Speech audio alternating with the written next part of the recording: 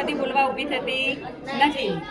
ક્લાસમાં ઘણું બધું બોલી દઉં છું, પણ અહીંયા જાહેરમાં મને બોલવું પસંદ નથી. બરાબર. વિદાય, કોઈ પણ જગ્યાએ વિદાય શબ્દ આવે એટલે દિલમાં તકલીફ તો બધાને થાય છે.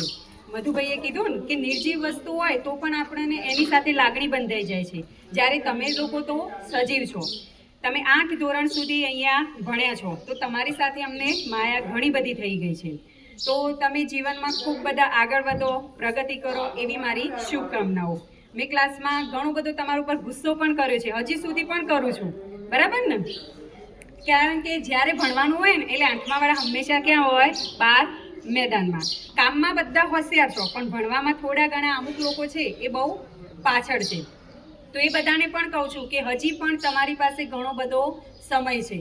હજી તમે નાના છો, તમે તમારા જીવનનું પરિવર્તન લાવી શકો એમ છો. તો હજી પરીક્ષાનો પણ સમય છે, આગળ જવાનું છે. તો તમારી અંદર પરિવર્તન લાવી અને જીવનની અંદર તમે આગળ વધો એવી મારી અને સ્ટાફ વતી શુભકામનાઓ.